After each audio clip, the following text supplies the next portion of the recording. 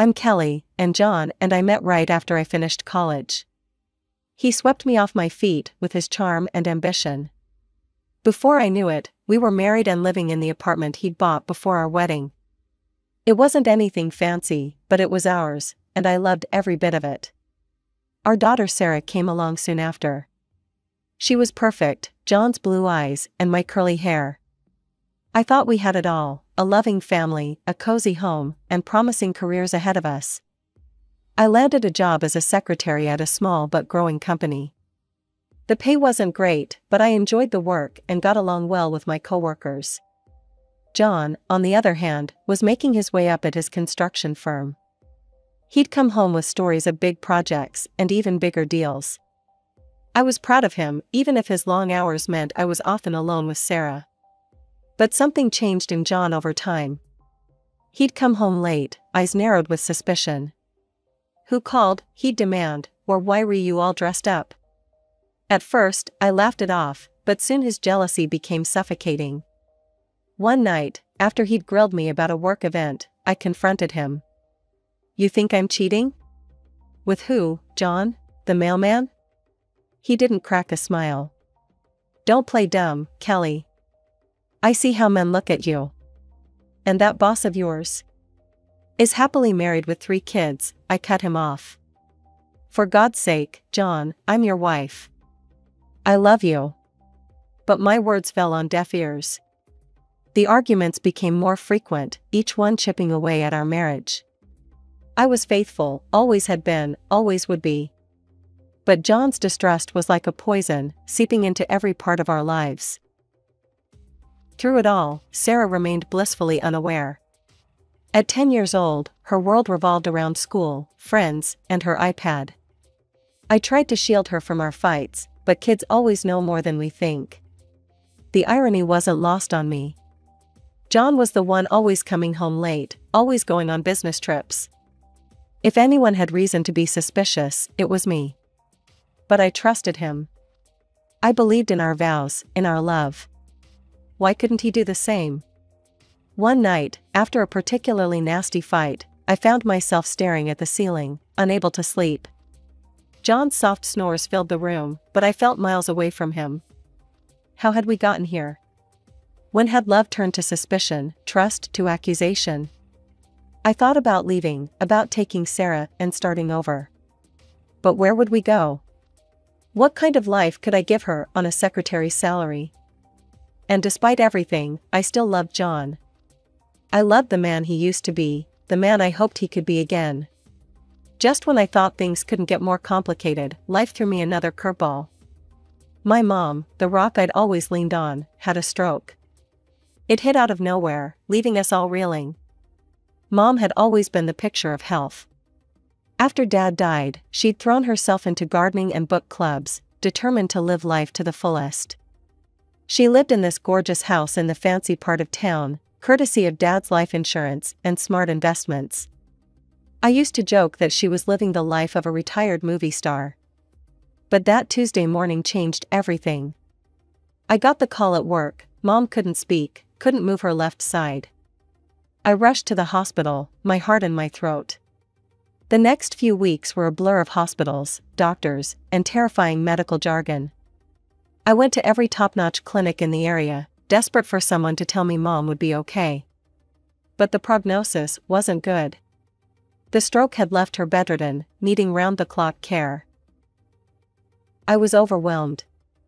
How could I take care of Mom, manage my job, look after Sarah, and deal with John's jealousy all at once? It felt like drowning in slow motion. Then, out of the blue, John came up with an idea. "We should move into your mom's house," he said one night over dinner. I nearly choked on my pasta. "What?"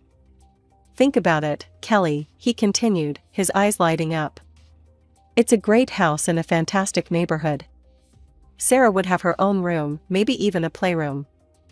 Your mom needs care, and you'd be right there. Plus, we could rent out this apartment for some extra cash." I had to admit, it made sense. Mom's house was way nicer than our apartment, and the idea of not having to commute to take care of her was appealing. But still, it felt weird. I don't know, John, I hesitated. It's Mom's house. We can't just barge in. Ask her, he insisted. I bet she'd love the company. It's better than a nursing home, right? He had a point there. Mom had made it crystal clear she didn't want to end up in a glorified prison for old people, as she called it. Maybe this could work. The next day, I broached the subject with Mom. To my surprise, her face lit up at the idea. "Oh, Kelly," she said, her voice weak but excited. "I'd love that. This old house needs some life in it again." And just like that, it was decided. We were moving into Mom's house. As I started packing up our apartment, I couldn't shake the feeling that this was the beginning of something big. I just didn't know if it was something good or bad. John was over the moon about the move. He kept talking about the garden he'd plant, the man cave he'd set up in the basement. Even Sarah seemed excited about having a bigger room. The move to Mom's house brought a whole new set of challenges. I quickly realized that taking care of a stroke patient was a full-time job, one I wasn't equipped to handle alone. After a week of sleepless nights and stress-filled days, I hired a nurse to help out during the day.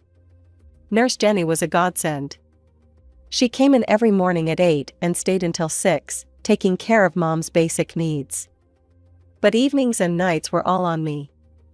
I'd come home from work, exhausted, only to start my second shift as Mom's caretaker. The stroke had affected her speech, leaving her frustrated and often silent. I'd change her diaper, giving her as much dignity as I could in the process. Then came the sponge bath, the massage to keep her muscles from atrophying, the meds, and finally, dinner. It was grueling work, both physically and emotionally. Seeing my vibrant, independent mother reduced to this state broke my heart every day. But I did it because I loved her, because she'd have done the same for me. What I didn't expect was Sarah's reaction to her grandmother's condition. At 11, I thought she'd be old enough to understand, to help even. Boy, was I wrong. One evening, as I was heading to Mom's room, I saw Sarah dart past, her hand clamped firmly over her nose. "Sarah," I called out. "Where are you going? Don't you want to say hi to Grandma?" She shook her head violently. "No way. It smells gross in there." I was shocked. "Sarah, that's not a nice thing to say. Grandma needs our help and support right now." "I don't care," she spat back. "She's disgusting. I'm not going near her." Before I could respond, she stormed off to her room, slamming the door behind her. I stood there, stunned and hurt. Where had my sweet little girl gone? I turned to John for support, but found none. "Not my problem," he'd say whenever I asked for help with Mom. I didn't sign up for this. It stung, but I couldn't entirely blame him. He hadn't signed up for this. None of us had. Still, I couldn't help but feel resentful as I watched him play video games with Sarah or take her out for ice cream while I was elbow-deep in adult diapers and medication schedules. The one silver lining was seeing how close John and Sarah had become. They'd always had a good relationship, but now it seemed stronger than ever. I'd hear them laughing together in the living room or see them huddled over Sarah's homework at the kitchen table. It warmed my heart, even as it made me feel more isolated. 2 years flew by in a blur of bedpans, medications, and stolen moments of sleep. Mom's condition had stabilized, but she still needed constant care. I was exhausted, but I'd found a rhythm. Then, one ordinary Tuesday, everything fell apart. The phone rang while I was changing Mom's sheets. It was Mrs. Peterson, our old neighbor from the apartment complex. "Kelly, dear," she said, her voice dripping with faux concern, "I thought you should know. I've been seeing John around quite a bit, with company of young women. Different ones. Always very pretty." I thanked her and hung up, my mind reeling. That night, I confronted John. "Oh, those are just potential tenants," he said smoothly. "I'm showing them the apartment." I wanted to believe him. I really did. But doubt had taken root, and it grew like a weed. A week later, I found the lipstick stain. It was on the collar of his white shirt, a perfect crimson kiss. My hand shook as I held it up to the light, trying to convince myself it was just a pen mark or a food stain. But I knew better. I waited until his next business trip to make my move. With trembling hands, I unlocked the door to our old apartment. The sounds coming from the bedroom confirmed my worst fears before I even opened the door. There was John, in our bed, with a woman I'd never seen before. They scrambled to cover themselves, but the damage was done. "Kelly," John exclaimed, not even having the decency to look ashamed. "What are you doing here?" I couldn't speak. I just stood there, staring at the scene before me, feeling my world crumble around me. "Look," John said, his voice cold, "I'm sorry you had to find out this way. But let's be honest, Kelly. I'm bored. You're always busy with your mother. This is exciting." His words cut deeper than any knife. Without a word, I turned and left, my mind already racing towards what I needed to do next. The divorce proceedings were ugly. John fought me every step of the way, but in the end, we stood before a judge, dividing up our life together like it was nothing more than assets on a balance sheet. Then came the hardest part, custody of Sarah. At 12, she was old enough to have a say, and her choice broke my heart. "I want to live with Dad," she declared, her voice steady. "I don't want to be around Grandma anymore. It's gross and depressing. And Mom's always trying to make me help." The judge nodded sympathetically. He took into account John's higher income, the stability he could provide, and Sarah's clear preference. In the end, John was awarded primary custody. I was devastated, but I tried to focus on what was best for Sarah. John could give her opportunities one couldn't: private school, dance lessons, summer camps. We agreed on weekends and holidays for me, a schedule that looked so neat and tidy on paper, but felt like a gaping wound in my heart. As I watched Sarah pack up her things, chatting excitedly about her new room at Dad's new place, I felt like I was losing everything. My marriage was over, my daughter was leaving, and I was left with a house that felt more like a hospital than a home. The first few months after the divorce were tough, but I clung to my weekends with Sarah like a lifeline. We'd go to the movies, have ice cream in the park, or just hang out at home. It wasn't perfect, but it was something. Then, slowly, things began to change. Sarah started canceling plans. "I have a sleepover," she'd say. Or, "Dad's taking me to a concert." I tried to be understanding, to be the cool mom who didn't make a fuss. But each cancellation felt like a knife twisting in my gut. Soon, the cancellations became more frequent. Weeks would go by without a visit. My calls went straight to voicemail. Text messages were met with one-word responses, if I got any response at all. One Sunday, after yet another canceled visit, I decided to call Sarah directly. The phone rang once, twice, then went to voicemail. I tried again. This time, a robotic voice informed me that the number I was trying to reach had blocked my calls. My hand shook as I dialed John's number.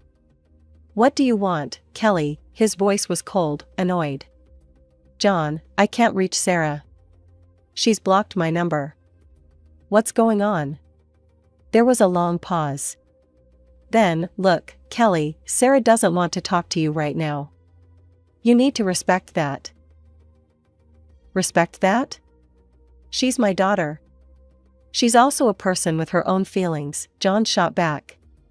"And right now, she doesn't want to be around all that negativity at your place. I mean the sickness, the sadness. Sarah needs stability. She needs a normal family. Sarah sees Lisa as a mother figure now.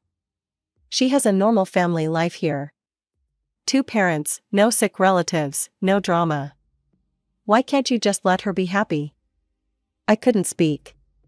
Tears were streaming down my face, and I was glad John couldn't see me. "Look," he continued, his voice softening slightly, "I know this is hard. But if Sarah doesn't want to see you right now, you need to respect that. Don't force it. It'll only push her away more." I wanted to scream, to argue, to demand my rights as a mother. But a small, rational part of my brain whispered that he might be right. If I pushed too hard, I might lose Sarah forever. I sank to the floor, phone clutched to my chest, and sobbed. My little girl, my Sarah, didn't want me anymore. Someone else was being her mother, kissing her goodnight, helping with homework, sharing all the moments I was missing. Mom found me there hours later, still on the floor. She'd managed to shuffle over with her walker, her face creased with concern. "Kelly," she said, her voice stronger than it had been in months. "What's wrong, sweetheart?" I looked up at her, this woman who'd been my rock for so long, who I'd been taking care of for years. In that moment, our roles reversed again. I was the child, seeking comfort from my mother. "Oh, Mom," I cried, reaching for her hand. "I've lost her. I've lost my baby girl." Mom squeezed my hand, her touch still weak but full of love. "No, Kelly. You haven't lost her. She's just lost right now. She'll find her way back to you. You'll see." 14 years. It's amazing how time can fly by and drag on simultaneously. Mom's condition improved slightly over the years, she regained some mobility and speech, but caring for her remained a full-time job. When she passed away peacefully in her sleep, I felt a mixture of grief and, shamefully, relief. Suddenly, I found myself alone in this big, empty house. The silence was deafening. No more beeping medical equipment, no more schedules of medications and therapy sessions. Just me, rattling around in rooms full of memories. Then, out of the blue, my phone rang. The number was unfamiliar, but the voice. I'd know it anywhere, even after all these years. "Mom? It's Sarah. I was hoping we could meet to talk." We arranged to meet at a cafe downtown. As I waited, my hands shaking around my coffee cup, I spotted a young woman entering. It took me a moment to realize it was Sarah. Gone was the gangly preteen I remembered. In her place stood a poised, beautiful young woman. "Hi, Mom," she said, sliding into the seat across from me. We made awkward small talk at first. She filled me in on her life, her job in marketing, her hobbies, her friends. Then she dropped the bombshell. "I'm getting married," she said, pulling an envelope from her purse. "Here's an invitation." My heart swelled with joy and a tinge of sadness. My little girl, getting married. And I'd missed so much. "Oh, Sarah, that's wonderful news. I'm so happy for you. Listen, if you need any help with the expenses." She cut me off abruptly. "Actually, Mom, that's kind of why I wanted to meet. I was hoping to talk about Grandma's inheritance. The house, her savings. I want them." I felt like I'd been slapped. "Excuse me?" "Look, Mom," she said, leaning forward. "That house is in a great area. It's worth a fortune. After the wedding, Jake and I want to live there. Start our family there." Anger bubbled up inside me. "Sarah, you haven't set foot in that house in over a decade. You said it disgusted you. You called it a tomb." She waved her hand dismissively. "I was a kid then. I've grown up. Times have changed. And let's face it, I'm Grandma's only grandchild. She would have wanted me to have it." I couldn't believe what I was hearing. "Wanted you to have it? Sarah, you didn't even come to her funeral. You didn't call, didn't write for years." "That's ancient history," she snapped. "The point is, that house should be mine. I deserve a comfortable life."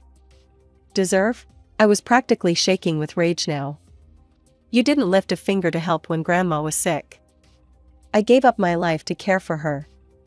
And now you think you deserve her house?" Sarah's face hardened. "Fine. If that's how you want to play it, I'll sue. I'll get what's rightfully mine." She stood up abruptly, snatching the wedding invitation from the table. "You know what? Forget it. You're not invited to the wedding. I don't need your negativity there. And I don't need your permission to take what's mine." As she stormed out of the cafe, I sat there, stunned. The daughter I'd loved, missed, and longed for all these years was gone. In her place was this stranger, cold and greedy. The days following that disastrous cafe meeting passed in a haze. I alternated between rage, grief, and a numbing emptiness. But as the dust settled, I realized something surprising. I felt relieved. The weight of hoping for reconciliation, of longing for a relationship with Sarah, had lifted. In its place was a strange sort of peace. I didn't attend Sarah's wedding. I didn't send a gift or a card. Instead, I spent that day volunteering at a local animal shelter, finding comfort in the unconditional love of abandoned pets who needed care. It felt fitting somehow. Curiosity got the better of me a few days later, and I found myself scrolling through Sarah's social media. There she was, radiant in white, smiling up at her new husband. For a moment, my heart clenched with the pain of what might have been. But then I saw it, a long, rambling post about her cruel mother who refused to attend her wedding, who withheld her rightful inheritance out of spite. I read it twice, marveling at the sheer audacity of her lies. Part of me wanted to comment, to set the record straight. But what would be the point? The people who mattered, the family who had seen me care for Mom all those years, knew the truth. As for everyone else? Well, their opinions of me based on a stranger's social media post were hardly my concern. A week later, my cousin Jeannie called. "Kelly, I thought you should know," she said, her voice a mix of anger and concern. "Sarah's been talking about suing you for your mom's estate." I sighed, unsurprised. "Let her try." "That's just it," Jeannie continued. "Apparently, she talked to a lawyer. He told her she doesn't have a leg to stand on. Your mom left everything to you, clear as day." I couldn't help but chuckle. Of course Mom had taken care of that. She'd always been the practical one. "Thanks for letting me know, Jeannie," I said. "But honestly, I don't care what Sarah does anymore. She's made her choices." There was a pause on the other end of the line. "Then, I'm proud of you, Kelly. After everything you've been through, you deserve some peace." As I hung up the phone, I looked around the house, Mom's house, now my house. Every corner held memories, some painful, some beautiful. But for the first time in years, I felt like I could breathe here. I walked to the window, looking out at the garden Mom had loved so much. It had gotten a bit overgrown in recent years, but I could see its potential. Maybe it was time to bring some life back to it. As I stood there, planning my next trip to the garden center, I realized something. The chapter of my life revolving around Sarah, the hope, the pain, the longing, was finally closing. But that didn't mean my story was over. Far from it. The garden was in full bloom when the call came. I'd spent the past few months throwing myself into its restoration, finding solace in the simple act of nurturing life.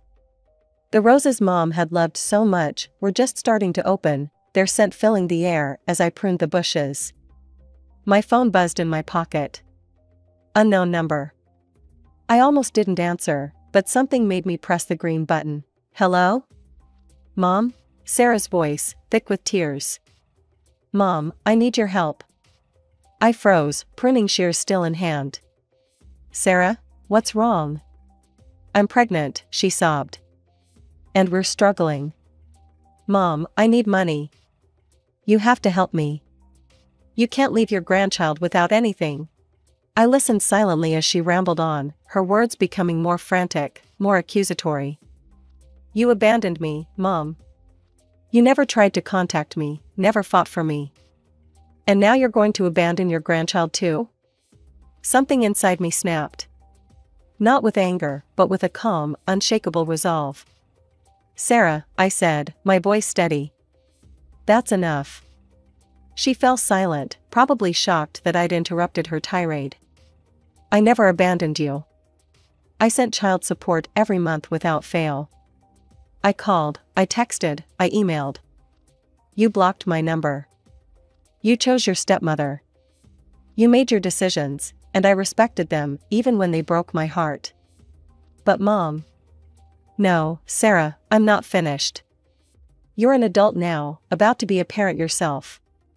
It's time you took responsibility for your choices and your life. I'm not your bank. I'm not your safety net. And I'm not going to be manipulated by lies and guilt trips. I could hear her breathing heavily on the other end of the line. If you need help, go to your father and stepmother. They're your real family, remember? The ones you chose. I've made my peace with that. Now you need to make peace with the consequences of your choices. You can't do this, Sarah cried. I'm your daughter. Yes, you are, I said, my voice softening slightly. And I'll always love the little girl you were. But I don't know the woman you've become. And I don't think I want to.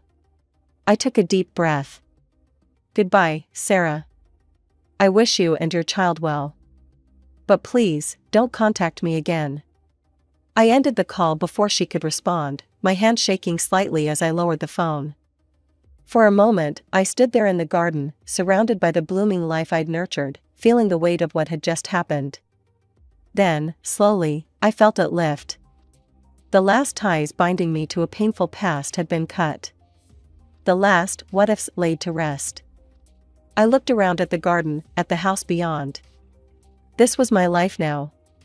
Not defined by loss or regret, but by the choices I made going forward. I picked up my pruning shears and turned back to the rosebush. There was still work to be done, still beauty to cultivate. And for the first time in longer than I could remember, I felt truly, completely free.